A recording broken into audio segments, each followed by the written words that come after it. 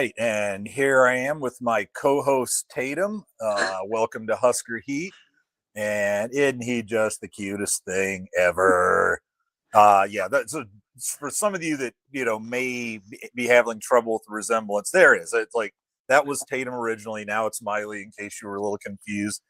Oh, you don't want to be furry and cute like Tatum? I mean, in my next life, I want to be a dog, so. There you go. Well, at least a dog at a decent home. Yeah, yeah, Well, yeah. welcome to Husker Heat. We had a very exciting weekend. I was out in Maryland for the Big Ten tournament. What? Well, It's huh. his Yeah, I raccoon. understand it's a dog toy. Yeah, So I don't know. Is he going to leap at it or anything? he's chewing the tail right now. Look at Okay. this. Well, anyway, exciting weekend out in Maryland. We won the Big Ten tournament, so it's not a super rare thing to win the regular season title and the tournament. I believe Northwestern did it in 2023, the year after we won it, last won it in 2022. But still a heck of an accomplishment. I believe it's the first time that Rhonda in her career, and she's won her share of tournament and league titles, but I believe this is the first time she's won them both. Or if it isn't, it's been a long time. They beat Michigan 4-2. Wasn't really surprised to see a close game against Michigan. I get that they were the 9 seed, but this is a team who basically from about 95 until about 2021 or so pretty much dominated the Big Ten year in and year out. And then even though like Northwestern had kind of taken over a little bit for a few years, Michigan still won the tournament back to back the last 2 years. They won in 24 and 25. They come to Michigan thinking it's their birthright to get some sort of Big Ten championship. So I'm not surprised, that they played as tough as they did. We'd swept them earlier, but I think most of those games were pretty close. There sure weren't any early endings on a run rule with Michigan. And then we beat Indiana 5-0. And people were expecting that to be closer because Indiana played a pretty weak non-conference schedule. So they had some pretty gaudy stats. I think they hit like 355 as a team. They're always very fast. I think they stole over 100 bases. They're always super aggressive on the base paths. They beat Washington in the first game and pretty much just wiped Washington out. I think it was like 9-1 or 9-2. So they won that easy. But I wasn't that impressed because that was nine losses in their last 11 games for Washington. They went from 15-0 undefeated in the Big Ten to swept by Oregon, swept by UCLA. Then Ohio State took 2 out of 3 from them, and then I think they won their first game. They had the 5 seed, and they beat Minnesota, who not very good at all this year. But then Indiana just put boots to asses in that game and beat them pretty easily. But I still wasn't that worried then because Indiana was still a team that only played 6 ranked teams and lost all of them. I didn't like their chances of Nebraska being their first, and I was right. It was 5-0. They got some good pitching in that game. Our bats, and we'll talk about that a little later. Our bats were not great this weekend. You had some good players slumping, and some of our best hitters slumping a little. So then in the final game we play UCLA. They jump out 2-0, get an unearned run, and then Megan Grant breaks the NCAA single season home run record with 38. And that's a race that may not be over because I'm not sure how many. Well, I hate to say it. What's her name from Oklahoma? I know they were kind of neck and neck. So this home run race and record might keep playing itself out during the NCAA tournament because they're both in it. They're both ranked in the top 8. So we finished the regular. What is that? This is who should sponsor us. Olipop. Olipop? It's a prebiotic botanical plant fiber soda. Supports digestive health. It's a pooping soda. Hell yeah! It's like that kombucha that I tried. I drink that sometimes. It makes you fart. Yeah, I love it. Doesn't do that. I don't get the farts when I drink kombucha. And it's root beer, and it tastes like root beer. Okay, yeah, kombucha's like secret ingredient is fermented tea, I think. So that tastes about as bad as you think, and they call it all different flavors, but you still just taste Yeah, that you get the fermented tea, whether taste. it's pink apple or watermelon or whatever. It's pretty much the Ugh. fermented tea, but hey, for pooping, it's great. Oh, I And love so pooping. I might have to try that Olipop, huh? Yeah, Is it like $2 a can or something? yeah, Yeah, it's not bad. pooping ain't cheap. Uh, Or you can get it at Costco. You can get like a 24 pack or whatever okay, might try that. If it if you actually have tastes like Costco. root beer, why Yeah, it not? does. I mean, it tastes like a less sugary like version of Yeah, root beer. no, that's fine. They have like grape soda, cream soda. Okay, They're cool. I'll good. try it. Anyway, Huskers finished after the conference tournament. They've now won 21 straight and 35 of their last 36. So I think and I get it, a fairly weak, because I'm honest about this. It was a fairly weak Big Ten schedule. We only faced UCLA, but then we miss Oregon, we miss Washington, we miss Indiana, we miss Ohio State. Did I say Northwestern? If I didn't, No. Northwestern. They So we didn't make missed. the tournament though. No, they didn't make and I'm going to talk about that too. Well, let's just say it now. Yeah, Big Ten got 7 teams in. First 4, obviously us, UCLA, Oregon, Washington, and then Wisconsin. Oh. yeah, Wisconsin. Let's see. Well, and here's the thing: they do, the last Michigan. 4 in and the first 4 out, and yeah, Mm-hmm. well, that's where I'm going. Here, I'm not done. Oh. So Michigan and Indiana were both that Michigan and Indiana were both in the last 4 in group, and Mm-hmm. Northwestern was in the first 4 out. So Mm. we almost had 8, and you can probably make a case for Northwestern, but I guess I'm not gonna get into like what would probably be the low 40s there.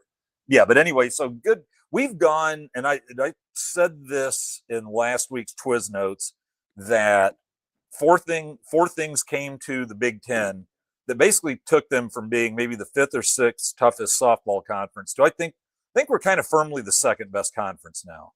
And the top 8 seeds show that out. There's we're still way ways behind the SEC for depth, but the SEC had 6 of the top 8. Big Ten had the other 2. So and then you had, I think Oregon was like 14 or 15, something like that. They're host they got in. They're hosting a regional, Yeah. correct? Okay, Yeah. because I think last year they just missed because they had played such a weak conference schedule and then in that weak conference schedule they still had a couple losses against teams like in like maybe quadrant 3 or 4. So Did even we though they play were Oregon ranked, last year? what's that? Did we play Oregon last year? I No, don't. no. I think we played them once in non-conference in Oh, one of okay. the like Clearwater or something like that. But no, because we didn't play Oregon last year. Like I think the way it works is you play just one of the West Coast teams every other year, or you play each team a year, but you only go to the West Coast every other year, and you only play one of them. Whereas the 3 of them have to play each other every season.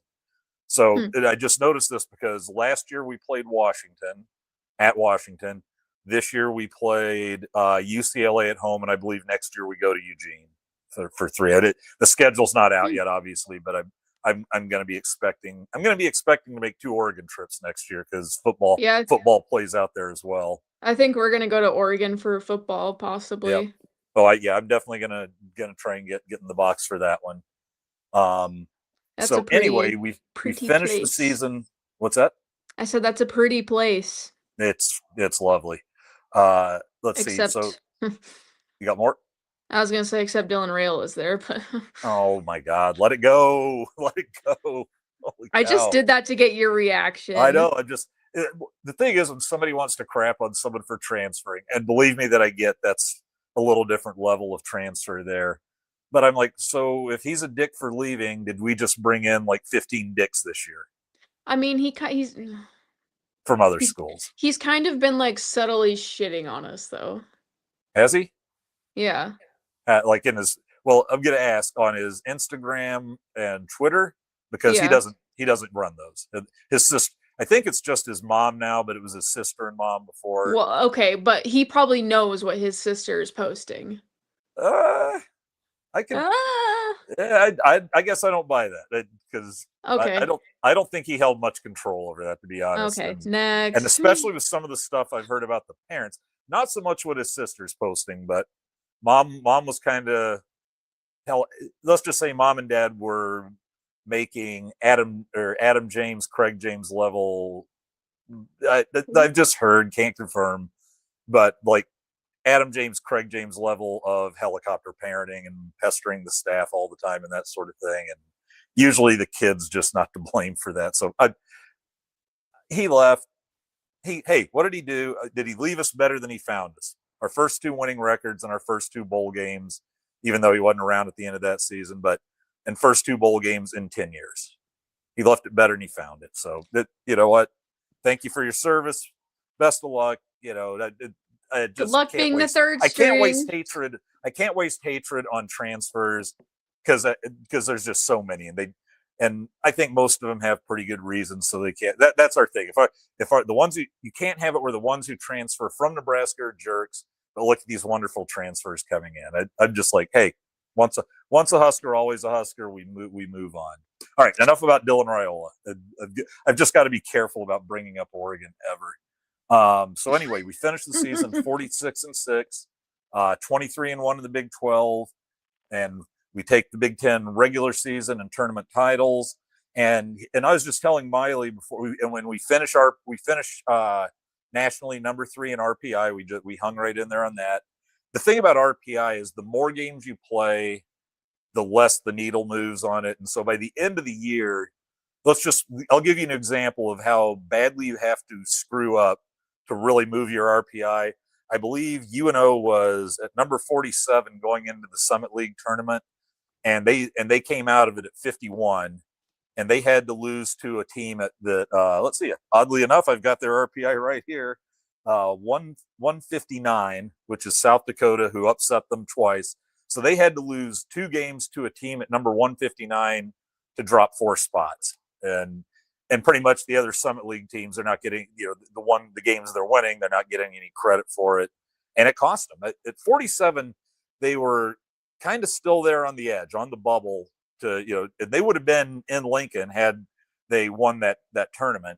But once you get knocked to 51, there's just too many auto bid. There's 300 teams, God knows how many conferences, and a lot of those conferences that don't have anybody probably in the top 150, let alone the top 60, 64, are getting auto bids. And every time the team out of there gets an auto bid, then that's a team that's like, say you're number 64, Summit League conference gets their auto bid, and now the top 63 are in, and so on. And I think you get into the 40s when and then if anybody who's not in the top 64 beats a higher team who is ranked in there, then they're just knocking out teams that would be getting bids otherwise. So anyway, but I was talking to Miley before we came on, and with 4 polls, it's goofy. And the thing is, Nebraska recognizes the NFCA poll just because it's the oldest poll out there. Okay, that's the coaches poll. Respect for that, but coaches don't often do a lot of deep dives on Sunday night or whatever to get their vote in. They're probably leaning towards the teams they play since they've seen them, and after that, they're just taking a look at the record, taking a look at the conference, and you go, because that was the poll where Nebraska comes out of their non-conference schedule, the toughest one, the number 1 ranked schedule in the country for non-conference play. And they were like 14-5. Everybody else is kind of respecting that and putting them, 5, 6, 7, and NFCA's got them like 12 or 13. And you can just see it's the record. Everybody else has 1 or 2 losses, and they're like, well, okay, tough, but I don't have time to deal with this. So that's the poll they really had to fight their way up. Now, kudos to them. ESPN and the NFCA did one more poll after the tournaments, whereas the other two, when they said last regular season poll, they meant last poll. We finished number 1 in both those polls. So we were ranked number 1 in ESPN, number 1 in NFCA, and then number 2 in On3 Softball America and D1 Softball. So number 1 and 2, number 2 and 2 others. That is easily the best finish in the polls ever for Nebraska. They'd never been ranked number 1. They did it for 1 week earlier in the season. and now they can actually say they finished the season, the ranking season, number 1 and 2 of those polls. So yeah, good for them. So let's see, what do we have here? Miley, you texted me earlier, and what did you ask me Oh God. about Oklahoma? I think it was about us or in Oh, Oklahoma. so we're number 2 in the polls, but we're the 4 seed, and Alabama is behind us in the polls. Mm-hmm. And What the the thing hell? is, yeah, no, and it was a good question, because I think the reason I'm bringing it up is because I think others have the same questions. I saw a lot of tweets. We're ranked number 1. What the hell? Or at least in some of them.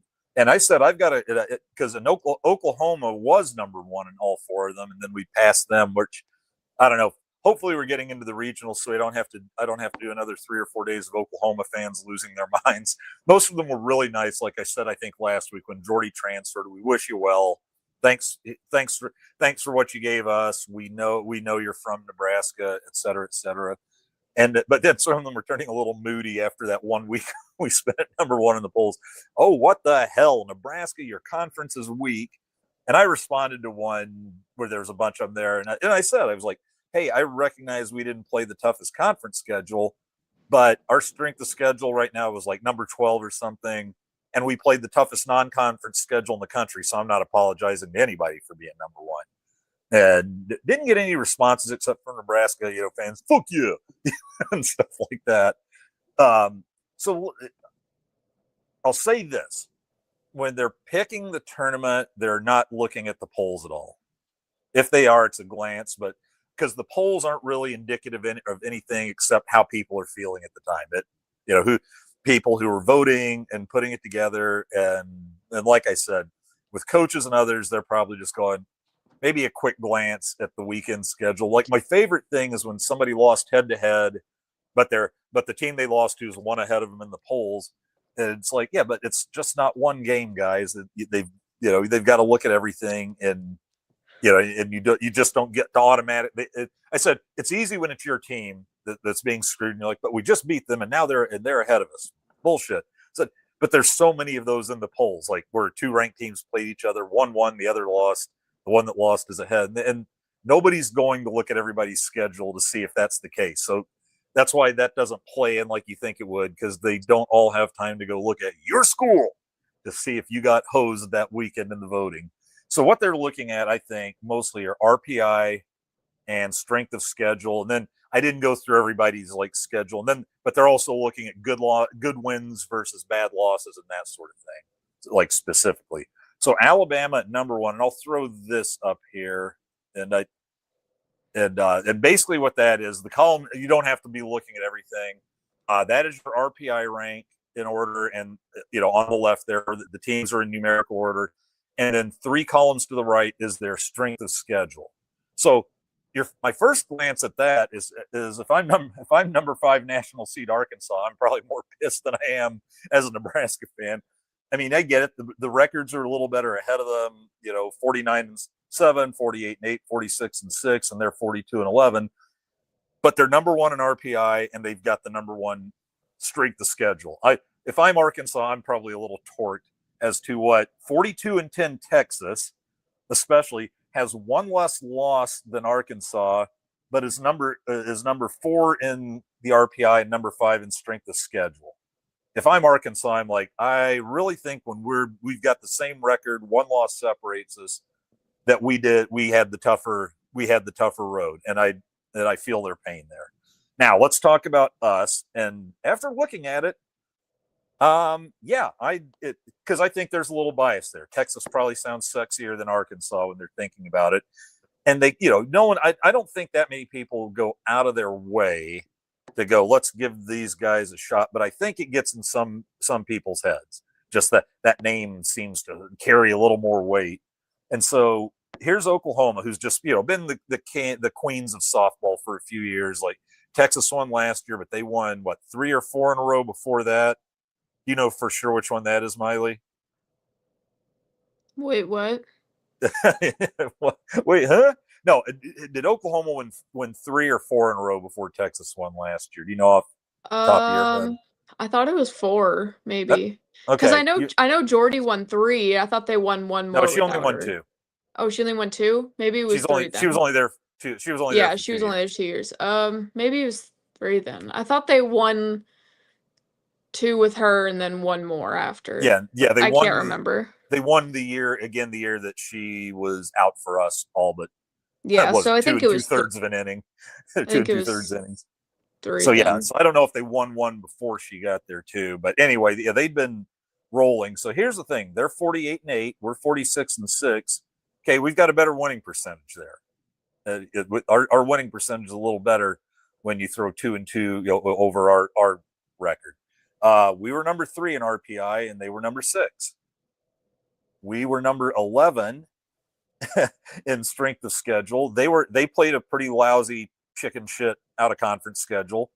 They were number 29.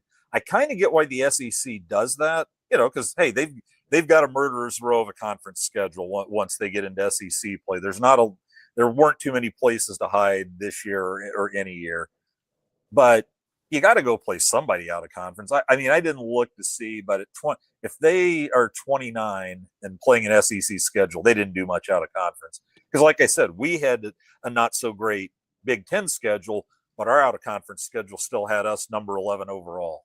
So, yeah, that's one. And we had no bad losses. Last year when it was Jordy and we didn't really have an Alexis Jensen that, cut her loose, that, everybody was just better for having 2 arms they could go to. But we managed to lose some of those Sunday games to teams we shouldn't have. Like I remember there was one with Purdue. I don't know if Minnesota got us in a game 3, but inferior teams that kept us from the sweep.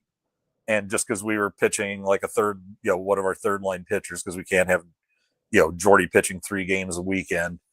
So yeah, I am less happy about number 4 than when I heard it. I'm like, I fully expected to get us knocked down a peg just because of the Big Ten and all that. And then I look at the numbers a little more. Yeah, we did not have a bad loss of those 6. We played, I think, of our 52 games, 25 were against top 25 teams, or no, were against teams that are in the tournament. We played like 5 or 6 top 10 teams. We played 4 different number 1 teams and went 2-2 in those games. So we had some really good wins and no lousy losses. Like every time Oklahoma State went out, when they had a little lull, and every time they came back and they beat Oklahoma, and that win against 1-1 against Okie State starts looking better. Georgia beats Oklahoma, and we lost that 1-run game to Georgia. It's not a bad loss. So anyway, so Alabama was number 1. They were 49-7, number 2 in RPI, number 17 in strength of schedule. Texas, like we said, 42-10, 4th in RPI, 5th in strength of schedule. Texas could almost make a case over Alabama because they played a much tougher schedule. And then like you said, or like I said, at 5, here's Arkansas, 42-11, but number 1 RPI, number 1 toughest schedule in the country. Behind them, you had Florida, 48-10. They were 5-12. Well, that sounds better than Oklahoma. Oklahoma finished 7th in RPI, or I guess they moved up 1 to 6. Yeah, but that's why I predicted when they were number 1 in 4 polls. I said prediction, just because I think the committee does a pretty good job overall. But I'm like, yeah, there's no way they can be 7th in RPI and get a number 1 national seed just because they got voted in all 4 polls, voted number 1 in all 4 polls. And that's kind of your evidence that people don't care that much about the polls. Tennessee is the scary team to me just because of their pitching staff. Because people would ask me well, between Jordy and Alexis, and then Hannah doing the job she did as a third starter, do we have the best pitching staff in the country? And I just say, go look at Tennessee. They've got 3 pitchers who all had double-digit wins. 2 of them have ERAs under 1, and the other one's like 120. That's the best set of starting pitchers in the country. And it's no offense to Jordy or Lex, but it's just look at the numbers they put up. They did it and what did Tennessee play? Number 26 strength of schedule. So they were a little weak out of it, but they beat us. But these guys are still going through an SEC schedule and putting up pitching numbers like that. That's pretty nuts. And then UCLA and what was like kind of, I don't want to say controversial. It was just one of those picks that came down to these guys are really close and they've got to make a decision. That was UCLA at 8 and Florida State at 9. And especially when you consider that the team that loses that decision in the committee room is taking a transcontinental flight to their super regional should those two teams both win their regionals. So Florida State's 9th, so they've got to fly from Tallahassee to Los Angeles for a super regional if that comes to pass. Now, and I think what I won't even get into it. Let me just say it was very close. They made a case for why they picked UCLA over Florida State. I'm still waiting for a great case as to why UCLA just got so many all conference and like first and second team all conference, then all tournament team members. I laid out, there's a couple, you can read a couple articles the last couple of weeks where I kind of laid out, here's why it happens. It's coaches vote on the ones for all conference. They don't know what each other's doing. They're getting the same ballots with the same sets of stats on them. They're not spending 2 hours, going over it. Like last year, writers, or at least I didn't get a ballot this year, but last year I got a ballot to vote for all conference. And I probably spent about 25 or 30 minutes, but then it wasn't stats. I just knew the players on there that there were 5 players like right away I knew I was going to pick, not all Nebraska players either. And then the other 4, I spent some time kind of poring over like what they'd done. I kind of did a quick Google search and coaches talking about their fielding, things like that. And then the thing with the tournament team is it tells you have to have it in, I think, before the end of the 4th or the end of the 5th inning. So you've probably got people voting there. Oh, looks like UCLA is going to win, and they're turning that thing in after UCLA is up 2-0. And yeah, what they get 6 of them on that, and we got 4 this time, and it's just. And my suggestion was just let everybody turn it in like an hour after the game and announce it on Sunday morning. Because guess how many players from other teams are there? Because they want to announce it right after the game. Literally, the Nebraska players are the only players there on the field after the game. UCLA, that game was over. They shook their hands, peace out, and they were off to. They were out there, and I saw like even after I got done with all the all the on-field celebration, getting some pictures and stuff. I head for the press tent to work, and here's a lot of the UCLA players still out there in uniform, just talking to friends and family, signing some stuff for the kids, whatever. So they must have gone out and hung with the family for quite a while, and so good for them for not just running to the dressing room and hiding for a while. They went right for their fans. I can respect that. I'll tell you. Well, Miley's grinning. I can probably take this down now. I can tell you. I'm laughing at the dog. Oh, I can. I was going to say I'm going to tell you what I didn't respect about UCLA here shortly, and I think anybody who watched the game or better yet heard Nate roar on the radio knows where I'm going with that.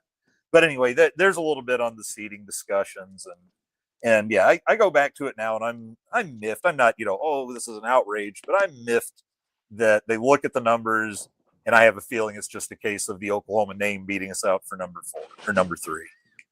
All right, what's going on now? He just took the puppy gate down. Oh, all right. So let's see. What else do we have here? I want to talk about Alexis Jensen, just because it looked like things played out. Like obviously, she had her best start in probably 6-7 weeks against Indiana. And that, like I said, that was a 355 hitting team, and she goes out, throws a complete game, 2-hitter, 12 strikeouts, 1 walk, just absolutely gave Indiana no shot. And what happened, 3 of her final 4 performances of the season, like I said, she didn't get shelled, she didn't get run out of the game, but she got touched up in 3 or 4 of those were not good outings. And Rhonda said that she was going to be probably and I said, because I noticed here comes Emerson Cope the last weekend and spotted it a couple times before that. And she said, yeah, I think it's just time to give Alexis a little bit of a break, and I'd been writing after these performances, is this now a little too much for a freshman year? This is D1, much longer season than high school stuff against much better athletes. And maybe she's just getting a little worn out. And I think Rhonda said she saw that as well and started resting her. She gets her first start after all that and just looks spectacular. If I'm Louisville, Grand Canyon, South Dakota, I'm a little more worried than I was before the conference tournament. And Cope is doing a fine job. She hit a home run in in College Park there that I was parked across the street from like there was the parking lot across the street from the stadium, and the street was behind the left field fence. And this is this is Emerson, who knows how hard she hit that ball, to chug it into home and just grinning from ear to ear. And yeah, that ball literally like did a 2-hop and then bounced up on the hood of like a van in that parking lot across the street. And just to give you an idea, they have netting to like keep so everybody, I guess, doesn't have to chase the balls into the woods there and into the street. They have like high netting behind the outfield fence all the way around. She blasted it over the top of that netting, which was probably like 20 more feet over the top of the fence.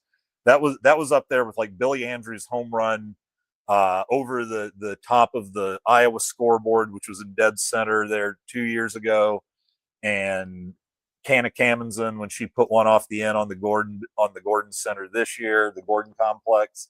So good, good for Alexis, good for Emerson, and then Emerson had a couple other rips. And anyway, and if you didn't get to see this, let's see, where is that picture?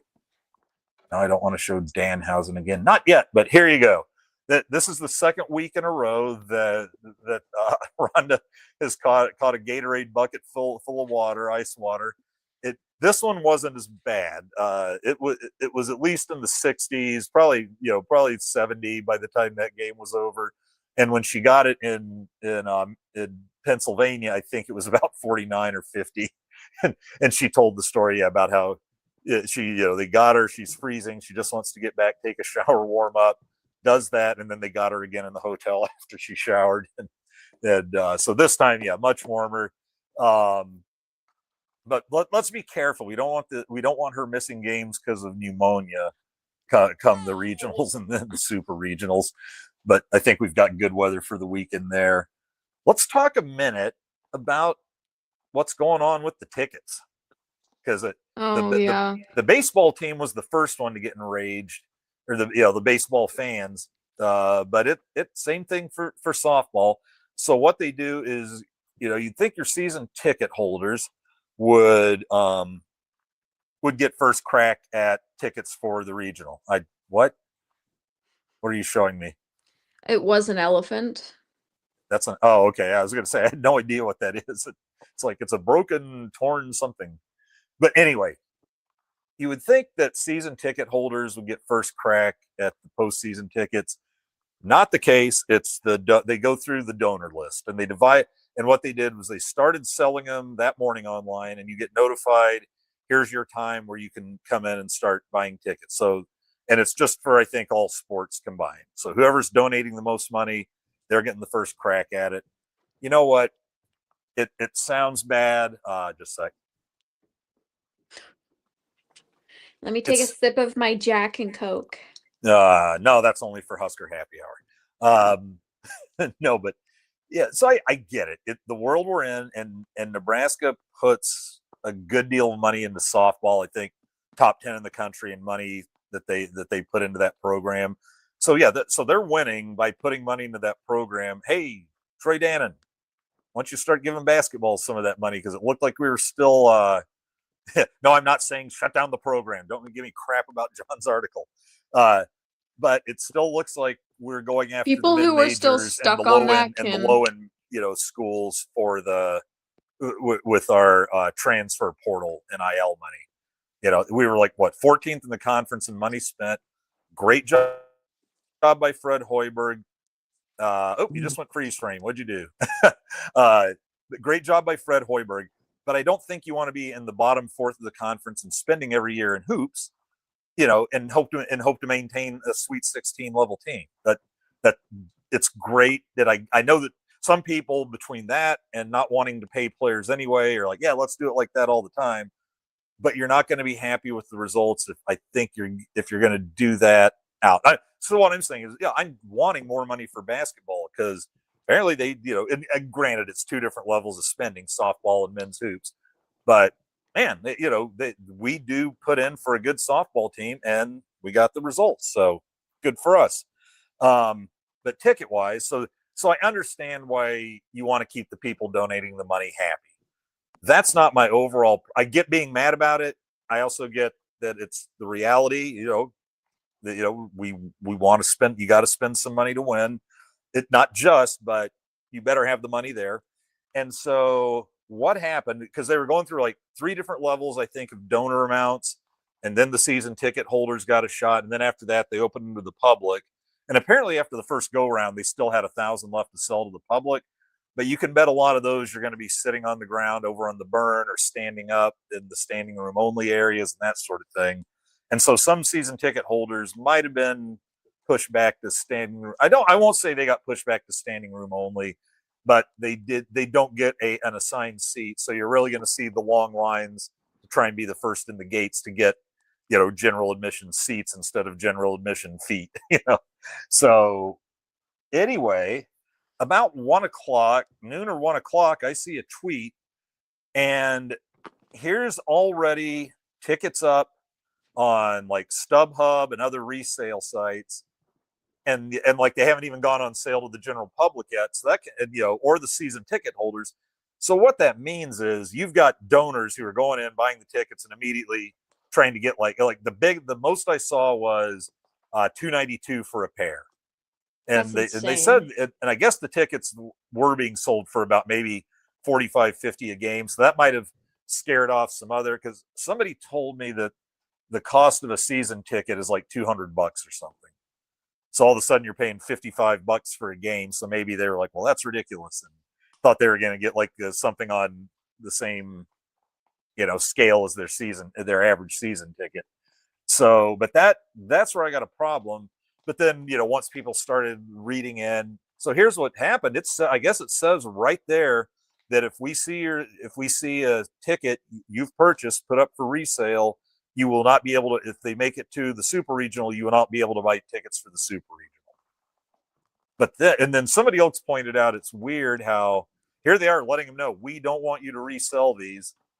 But then I guess something that went out to when they were selling opening out to the public, they had a thing in there, but if you aren't able to get tickets here, please check resale sites. So they're telling people they're going to not let them buy tickets again if they do resell them.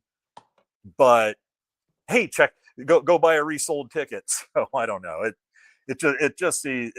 That's overall goofy. At least they are saying you don't get to buy them then.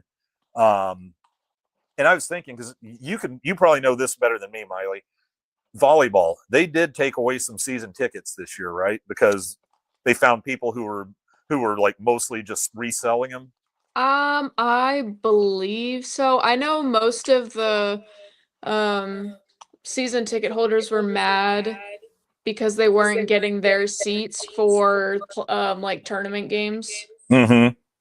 So and then they were also mad because they won't be able to have their same seats that they've had for Right. however many years this next season because they've upgraded the arena. So and yeah, football's about to have that happen this year too. Yeah, Or there's a lot we're going on with finally that. done with those, 35-yard line tickets where they just put in the minimum donation, but since they've been in the family since 1953, that they keep getting them for the. Yeah, I guess it's finally over, because do they still do like I know when they first did it, it was like you had to make a donation of $250 a ticket. So if you bought a pair, here's your cost for the pair, and then it's another $500 It's gone donation. up. I figured it probably at least went I up to think it's 1,000. like 1,000. Yeah, so I think that's the minimum now. Okay, and we were the last school in the country to even start doing that. I think that's when, oh god, what's his name? I think he was the AD down at Bill Byrne, and he was the AD when we did that here, and he's like, I know people are going to be angry, but a big money program. It takes big money, and we need this. And everyone else is doing it. You've had it easy. You've had it cheap. Cheap times are over. Now cheap times are really over. So yeah, a lot of those had the tickets since World War II. They're either going to be moving up or or paying more. So that's the way it is. Are we on a Tatum run? Yeah, he's chewing on something.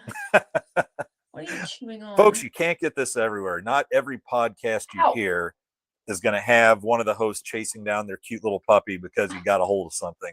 And he does love to chew. Oh, there's squeakers in his toys. So that's the ticket issue. Fuck out of those. Yeah. So that's the ticket issue. It is what it is, but there's what was actually going on with it, at least as I understand it. Let's talk about this since we're already we'll go a little bit longer tonight, but I want to get this the UCLA. Well, we're at 41 or 43. So UCLA game. They're up 2-0. Megan Grant's just hit her homer in the top of the third. We come to the bottom of the third. We get a couple of hits. The pinch runners going in. This is our chance. We got runners on first and second, and so we've got Kennedy Williams and Caitlin Canada in there, and then I think they get moved around to second and third with Lauren Kamenson grounding out, and then here comes Jordy up to bat. They intentionally walk her. They're not about to let her get to just single, take the lead with a big swing, let alone tie it up with a hit. They put her on first, and Hannah Coor hits a chopper to second. I think Kanaya Bragg is their second baseman, if I have that right. She comes in, and I would even say we didn't really get to watch that part of it over and over much, but it was almost like you could make a case that it was a slow chopper, and she pulled up short, hoping Jordy would run into her. And whether she did or not, Jordy did run into her, ran into her pretty good. She doesn't go down. She doesn't show any indication at all that she's hurt. She's giggling or whatever out at the mound with her teammates, and that's fine. The umpires have a long talk to make sure they get this one right. They did. Jordy's out for runner interference, and nobody scores. The runners come back to second and third. Hannah Coor is safe at first, so bases loaded, 1 out. So basically that's the equivalent of a strikeout or a pop-up with the bases loaded. Absolutely nothing done to get a run in. You'd think UCLA be happy with that. No, here comes Kelly Inouye Perez, the UCLA coach, to the ump. She's gesturing and jabbering at the umpire, and we're up there on the press. Every now and then I'd just be looking at Nate, listening to what he'd have to say about it, and because I'm just like, what could they be doing? Are they saying she ran into her on purpose? Are they wanting a double play? Do they think they had a double play? If they tagged her, she didn't get hit? Well, no, it's like if she goes around her, she's not going to have any play on her except to throw to second. So there's no double play talk that can be made. And no, what she did was challenged for malicious intent on the part of Jordy Frahm. And, it was a good collision. Now, did you see her lower the shoulder? And when we saw the plenty of replays of that, it was just she ran into her.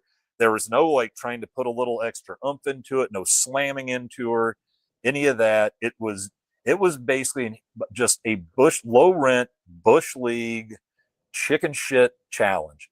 And the reason I feel so strongly about that is she's just trying to get Jordy Frahm kicked out of the game. She's rolling the dice. I bet I can get their best player kicked out of the game. Let's see what the umps do. Let's see if they look at it. Just let's see if we get lucky. That's baloney. Most other challenges, if you've got a half a chance, I can see sometimes, especially in the late innings. Oh, you know what? Let's challenge. She left the base early. Whatever, something like that. It's fine. But you're trying to get not just any player, but you're just taking a swing that you can get Nebraska's best player kicked out of the game. What were your thoughts? I guess you just heard about it. You guys were at the baseball game, right? No, I watched it. Oh, okay. I wasn't sure if you'd gone to the game yet or not. So no, I have. I was watching it on my phone. Okay. What were they saying on TV? Could you hear it at all? No, okay. I couldn't hear. I was just wondering if you could hear what the announcers were saying there, because, like I said, I'm just hearing Radio Nate there. And I was just and you think I'm mad. Let's just say that, you could tell that some of the Husker faithful there had gotten a little oiled up before the first pitch, and they did not take that when that challenge came across. That it wasn't so much booing as just a lot of cussing and what WTF and some stuff directed at the UCLA coach in their dugout. They were not happy. I assume the players weren't too thrilled about it. And I asked Rhonda after the game, "You think that?" And then when it failed, tell you, yeah, let's just keep going. They take a little longer than I thought was necessary, so that really had people getting testy because we thought we're about to get Jordy booted. Yeah, like they're just trying to put the finish on a 2-0 lead as best they can. So no, she can stay. That it's denied. That pretty rousing, angry applause, and some more yelling at the UCLA dugout after they disallowed that Bush League challenge. And so then Hannah Kamenson comes up, and she's coming into a weekend after she somehow didn't make first or second team All Big Ten, which was just absolutely ridiculous. Well, against Michigan, her first at bat, she just blasts one, goes the other way, blasts one over the left fielder's head for a double. This time she comes up, and I'm like, ooh, what a good place to show you deserve to be. Should have been on the Big Ten All-Conference team. Just rips one up the middle. In goes Kennedy Williams. Here comes Kaneda. They've got no chance to get her at the plate, but now they're a little frazzled, I think, and so they flings it home. So Hannah Coors around to third, and she's watching this, and it hits the catcher, bounces back out about halfway between third and home in foul territory, and Hannah Coors just goes YOLO, goes firing into home, sliding. The catcher just throws a soft little kind of fearful toss. I think it was the first baseman was there trying to catch it, but she's flinching away from Hannah steaming in. Ball goes dribbling away again. And those three ladies that just scored at the strongest two, Kennedy Williams and Hannah Coors, just turn around and scream at UCLA, like at Taylor Tinsley, the catcher, the players, just toward the field. You see a lot of yelling in softball. You don't see a lot of it at the other dugout or at the other team. They were letting them know exactly how they felt about that horseshit challenge, and they were fired up and screaming. Kaneda got in on it, and it was 3-2, but you just got the feeling this is our game now. Jordy has that way of turning it up a notch when she gets fired up. Yeah, she retired 13 of the next 15 batters, didn't allow another run. I think she may have just allowed like a walk and a hit, but yeah, then Casey Hoffman comes up. She got hit in the wrist. We're wondering if she's hurt, and you could just tell they're swinging a lot harder, and she just mashed one over the right field fence. I gotta go. I gotta let this dog out. Okay, go ahead. I'll finish up. Pop off. Okay. See ya. All right, so dog issues have dropped mildly, but I'll get you to the finish line here. So Casey Hoffman blasts one out, and then Ava hits one in the seventh, and make it 6-2. The final 7-2. I asked Rhonda after the game, "Do you think that fired the team up?" And she was not putting it all on that. She's like, maybe. I hope so. I hope so. But she said what she thought might have gotten them more fired up was trying to tag Jordy with the malicious line, the malicious intent, because she said that's what she thought might have fired up the players even more. That really got them pissed because they know her and they know she doesn't play like that. She's very aggressive on the base paths, but she's not coming in cleats up, swatting at the ball, definitely not running full speed into people to intentionally try and hurt them. So whatever the reason, though, it flipped the vibe and the momentum of that game 180 degrees, and the Huskers ran away with it. I mean, we're up in the press. Here's a fun little story. If you're annoyed by the Big Ten, when I was at Iowa, the press deck, they had a press deck up on the roof of they had a landing that they could put on the roof of this Big Ten, basically their headquarters truck, and then put basically some bar stools and circular bar tables up there, and so you had to hope you had enough charge to get through the game. And I noticed that here's some people just coming, with Big Ten credentials, just coming up to watch the game. One of them appeared to be like a husband and wife. So that, So I'm pretty sure it was just, hey, yeah, you're welcome to being part of the Big Ten crew, and come up.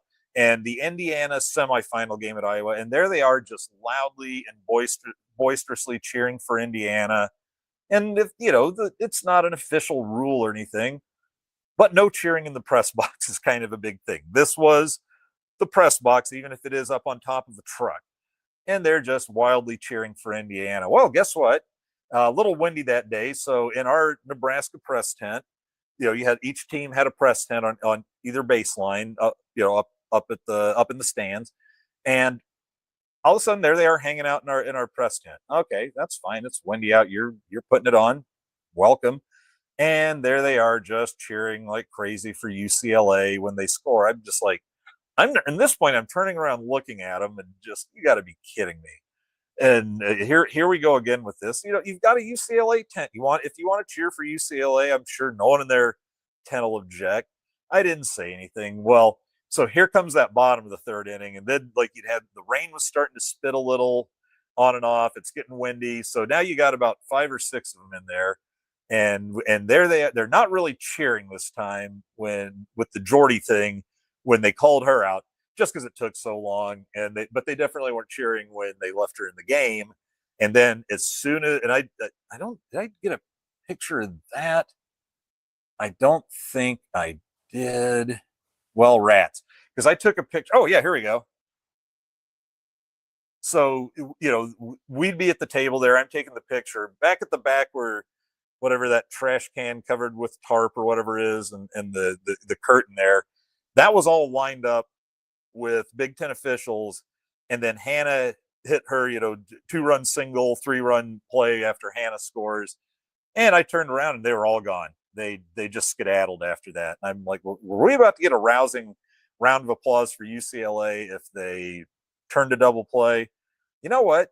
Just, yeah, if you want to cheer, there's like 2 Big Ten tents where you can watch. Go there. Don't just come over to like stand in the Nebraska one and irritate us if they score. So there's my gripe on that. But yeah, sometimes you get around the Big Ten, you're just like, just go away. So, what other notes here? Oh, I said we'd talk a little bit about the slumps we're in. Jordy was only 1 for 8 this weekend, and that's about the 4th straight weekend that's seen her batting average come down about 30-something points. She's still over 400, but that's because I think she was up close to 455, 460 a few weeks ago. So it's not like brutal because she still walks. She walked 4 times, so she's still getting on base at a 5 out of 12 clip. So that's still a 400, I think about a 400 plus on base, on base percentage.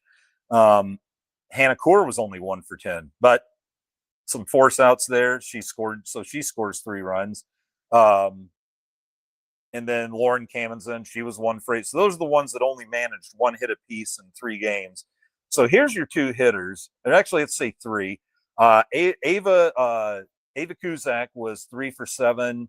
Had the homer, had 3 RBIs, scored a pair, had a double. So she hit well. Hannah Kamenson, 3 for 8. At a walk, so 4 for 9, 444 on base, a double, 5 RBIs to lead the team, and 1 run. But let's not put her on all conference or anything. I didn't have a problem with the sheer numbers. I get there just looking at stats, but she's leading the number 2 team in the country in runs batted in. I just think it's egregious that somebody who's doing that much for your offense to leave her off. But so she led the team in RBIs again. But then now hot for the 2nd week in a row, I'll be honest, probably my favorite. I've got a few favorites, but if I pick my favorite of favorites, she's one of 2. Sammy Bland goes 5 for 7. I just love the way she plays the game. She gets it, and Rhonda even confirmed this, that no, she didn't miss that. Hey, the head coach knows what an aggressive troublemaker she is on the base paths. She is aggressive. So she went 5 for 7. Drew 2 walks, so her on base for the weekend was 777. Had a double, had an RBI, scored 2 runs, stole 2 bases, just out there hitting the crap out of the ball, running around, making teams throw it. If she's doing this, if she keeps this going in the NCAA tournament, she kind of had that going last year until Tennessee, and when Carlin Pickett's basically shut the team down after game one. If Sammy can do that, and I think she was moved up to number 6, then Sammy's going to wreak some havoc. Who knows? Maybe you see Rhonda Revelle see Coors 1 for 10 and move Sammy back to that number 2 spot, which she took over shortly before carrying that through postseason play last season. Yeah, the team only hit 284. I mean, it's not awful, but when they're hitting 332, they got held 50 points below their average against not stellar pitching. Once you got, at least not all American level pitching, once you got beyond Taylor Tinsley of UCLA. But their on base was 346, so they were still taking their walks as a team, especially Jordy. And then on the pitching side, you had AJ throw her complete game gem, 12 strikeouts, 2 hits, best she had looked in like 5 or 6 weeks. And then Jordy throws 14 innings, gets 2 wins. Here's a Jensen Vergame had an ERA of 0, obviously, and then a WHIP of 489. She only allowed 1 walk and 2 hits. Jordy had a 1 ERA. She only allowed 2 runs in 14 innings, and then 5 walks, 9 hits, and so a WHIP of 1. She was the. I should say this real quick if I didn't mention it last week. She was the Big Ten Pitcher of the Year.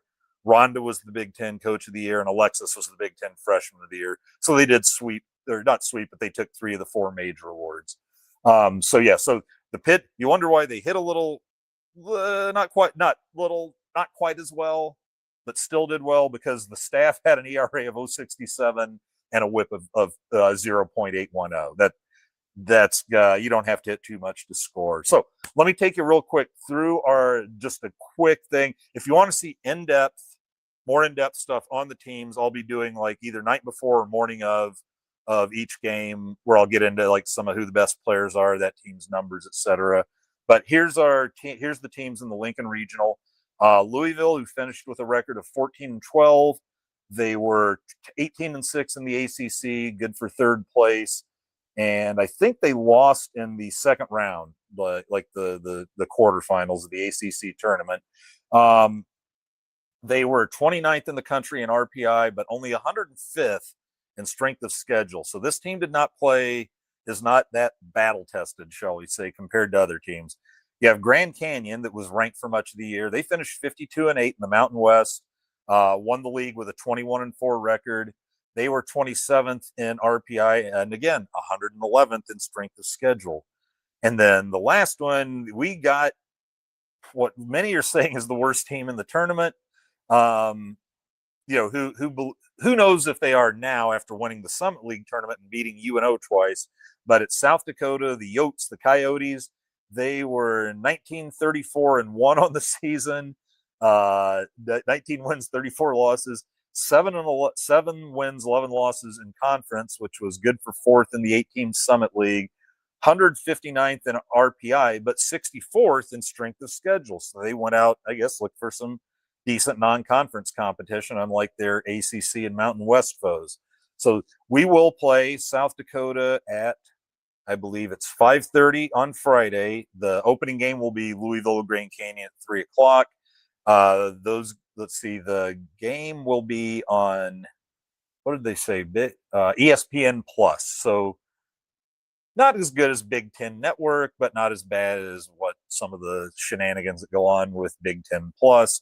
So ESPN Plus for the South Dakota game. And after that, let's see, I think, did I have the schedule up here? I don't. I have the entire tournament bracket up if you want to squint or, widen your picture if you're watching this on a iPad or computer or a computer screen. But there's your NCAA bracket. It's got your top 10 or your regional top 16 seeds right there in the middle. And so there you have it for our regional. I believe they're going to allow people to watch team practices on Thursday, and Nebraska's practice is from 1 to 3. You might double check on the website. I'm pretty sure it's okay for the public to come to those. but I don't want you to take. I want you to double check so you don't take a trip out there and call me names. I mean, I don't mind. I don't mind being called names when it's all in good fun, but I don't want you to do it because I've actually made you mad and done something stupid. So that should just about do it for us. Let's see, no comments tonight. Destroyed. I do have some. I got some picks for you from the weekend.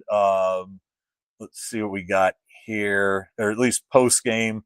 There's a nice shot. I just happened to catch like Jordy and Rhonda enjoying the post game there after beating UCLA. These are all pretty much post game unless I tell you otherwise. There's I believe that's Dakota Johnson, Caitlin Canada, one of my other favorites, and Kylie McGee. They're celebrating with the trophy. The Kaminson twins.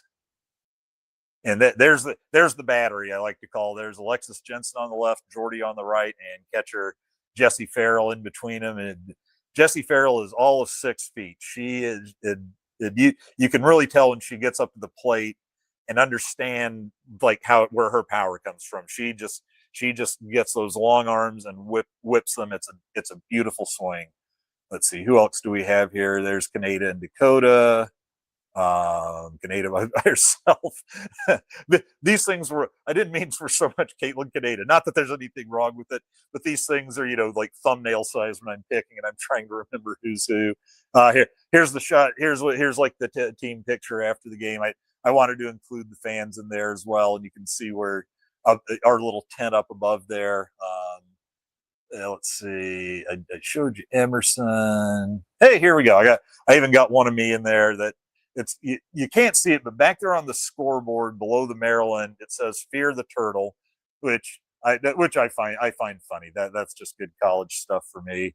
There's a picture of Lex that they used back on one of the home games. I just hadn't seen that before, so I included it. She's just oozes charisma and fire. She's so much fun to watch. There's another shot of her. Let's see, and then we come down here. I showed you the dowsing. I showed you the dowsing. Here was this was the best freeze frame I could get where they weren't too blurry. And if you're wondering who Hannah Kaur is screaming at there, it's somebody on UCLA, probably Tinsley, who was just closest by. Yeah, because on the left is Kennedy Williams, kind of obscured on her right is Canada, and they were letting UCLA have it because that shot right after the hole. Let's try and get Jordy kicked out. They were letting their emotions go unchecked.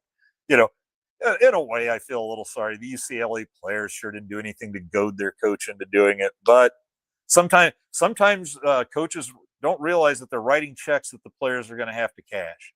And Nebraska got UCLA to cash the check for that. It was as spectacularly as I think I'd ever seen a challenge in softball fail the team that made it. It just flipped the whole momentum, the vibe, the complexion of the game from here's UCLA, Jordy's doing a pretty good job. This is a team averaging 12 runs a game. She's only allowed 2 through 3 innings, 1 earned. She had one of her best starts this year that I thought was, I think there was a game that they won 8-6 or something. And she just did a fantastic job because it was this offense with the wind blowing out about 30 miles an hour, and she held that team to 6 runs, and conditions like that was just spectacular. And same for Taylor Tinsley, holding us to 8 in those conditions. So anyway, and then here, this is a sad story. I'll close on this one. There they are. They invited the fans out. They invited the media out for the watch party. I think they just put it on the scoreboard at Bowlin there. And so there's all the girls just enjoying, wait. I don't know if that's waiting to hear their selection. I suspect it is. I don't know if they got them back in the chairs for a picture after they all found out, they had gotten a number 4 seed. But so I had made a mistake. I did a good thing with my flight as far as going to DC because Maryland's just right by DC there. And I was about to get a flight that got in at 2:30 because every pre-release schedule said number 1 team plays at 4:30. And I went, you know what? I better come in the morning just in case they fiddle around. And they did. So I got a flight that came in at 11, and then they moved that game back to 1:30. I would have missed the first game, or at least most of it. What I forgot to think too hard about was the flight back, because I saw one that left at 1, got into KC at 2:45 with the time change, and I like, perfect. I'll just sleep in, take my time, get to the airport at 11 or 11:30. Just no pressure, no rush. Except that two, it, getting in at 2:45, I had about 25 minutes of leeway to go from Kansas City, up 29 to Highway 2 to Lincoln. Lost that. The plane got in about 40, 45 minutes late. And I take off, and I'm like, I can, how to put this, take some liberties with the speed limit and probably get there, because I really don't want to get there at 6:10 or 6:15 when we've already probably been announced. And if I can't be there for the celebrating, when it happens and all that, not real fired up about it. And then I feel like I'm going to and from Kansas City for the Cincinnati game. There's a huge backup on I-29 just past that, what is it, Platte City or whatever, where all the fast food junk is. And so that sets me back another 20, 30 minutes. So now I'm not going to get there till 6:45. So yeah, I was disappointed. I got to go to the watch party. It was in the student center, or the athletic center last time. That was so much fun, just getting to be there, watching them celebrate. They seemed really excited about going to Baton Rouge. They're not going batshit like they were on the bubble or anything, but you can tell they were really thrilled for some reason to be going to Louisiana. And once after the Louisiana experience, I don't blame them. That was a fun stadium, really nice people. Granted, we didn't have to play them. Southeast Louisiana beat them twice, but really nice play.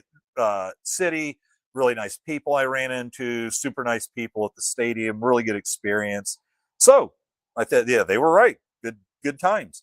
Real quick, Alabama, they're the number 1 seed.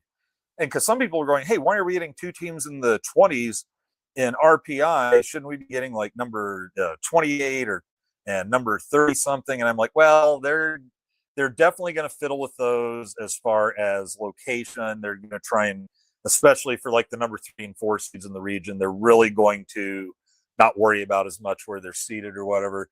But here's Alabama, number 1 seed. They should be sitting sweet, right? Well, I think for their number 2 team, they get pesky Southeast Louisiana, who we beat them twice, but they beat LSU twice in Baton Rouge last year. And they run like crazy. I know. I'm guessing they stole another 130 bases or something this year. Can they get lucky against pull an SEC shocker off again 2 years in a row? Because if you're Louisiana, you probably have a little confidence about that. Hey, we got LSU. Why can't we get Alabama? And not only that, for I believe it's their 3 seed, they get Belmont, who's a very highly rated, lower in conference team. But they have oh God, what's her name? They have a pitcher named Maya Jordan. Maya Jordan was, I think, one of the top 5 picks in the AUSL draft. She is a pitcher. Her stats are as follows. She threw about 270 innings. She had a record of 27-2 with a 0.66 ERA, 381 strikeouts, and 32 walks. Granted, not nowhere near the competition that Nebraska faced, but I'm looking forward to seeing her pitch again. That you can bet that when they play, when and if maybe they're the 4 seed. I would think they'd be the 3 seed, but if they can get a shot at Alabama, you can bet she's going to be on the mound. You can bet she's going to be on the mound for probably every start, unless they maybe have to play twice in one day, on Saturday. But yeah, Alabama might not find the life as a number 1 national seed as easy as you think. So anything else? The challenge, the Rhonda Dowsings, the Big Ten teams first in, 4 out. Talked about our hot and cold batters and our always hot pitchers. So I think we're ready. We are ready for Friday at 5:30. I'll be there. Miley will also be there. She hasn't been able to go live too much, as we've talked about how she's getting married. Obviously I'll be strongly involved in that as well.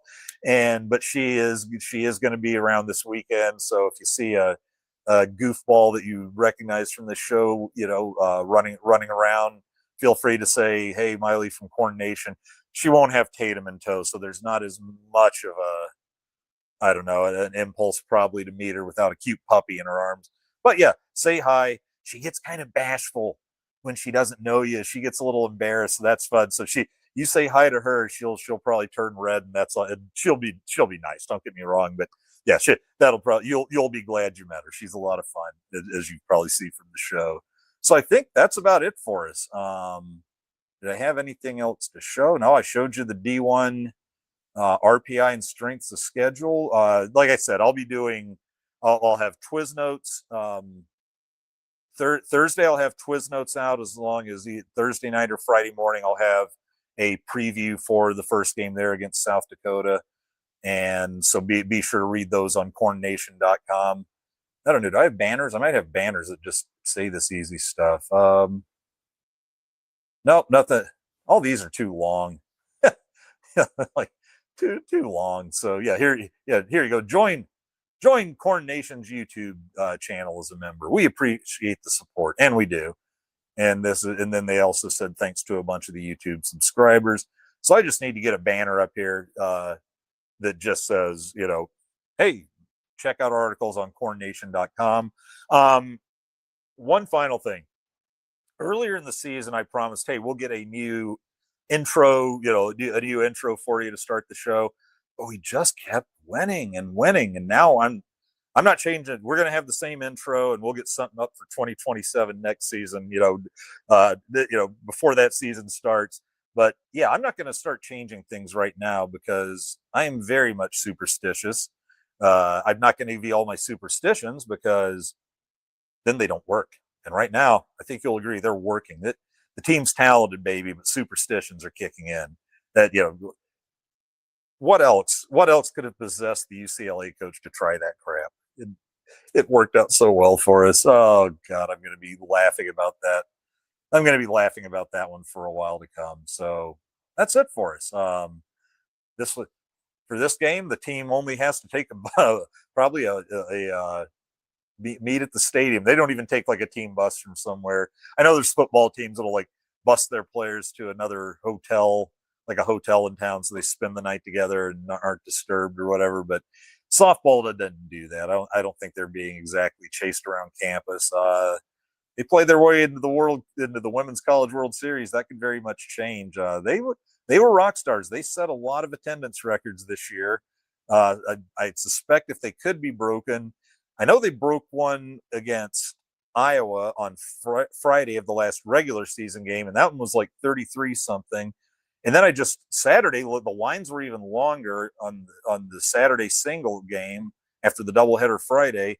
And I looked up the old sheet on that, and it said 35-66. So as far as I'm concerned, the record now is 35-66. How many will they cram in there? We don't know, but we're going to find out Friday. Huskers kickoff regional play, South Dakota, 5:30, ESPN Plus. ESPN does, I think they did say ESPN does have their top crew. I remember like Jessica Mendoza is the name that always sticks out. But their top crew will be at the Lincoln Regional. So yeah, Lincoln Regional with your number one Cornhuskers. Why wouldn't you? I mean, they're still ranked number one. So, guys, thanks so much. We'll definitely be back next Tuesday, hopefully to preview the Super Regional and talk about our big victory in the Lincoln Regional. And I just think it's our pitching, much like I brought up Tennessee, but it's our pitching that gives us something that other teams don't have. I was good real quick. UCLA, even when we are knocking Taylor Tinsley around on Saturday, they never sent anyone to the bullpen to even begin to warm up. They were just gonna. They knew like they would rather have a tired Taylor Tinsley going than anybody else in their staff. Reason being, I did the math on it. They have 3 other pitchers. Those 3 other pitchers have a collective ERA of 6.23 and a collective WHIP of over 2. So, yeah, that they just, in a way, Perez, just these guys aren't coming into the game unless Taylor Tinsley is mortally wounded in the leg or her pitching arm. Otherwise, she's going to be they'll put a plaster cast on whatever needs to be braced on the left arm, and she'll still be pitching. So anyway, enough babbling. I hope Miley got Tatum to freedom before another mess needed to be cleaned up. I'm sure she did. See you next Tuesday. We appreciate all of you as always, and never any better way to say it than go big.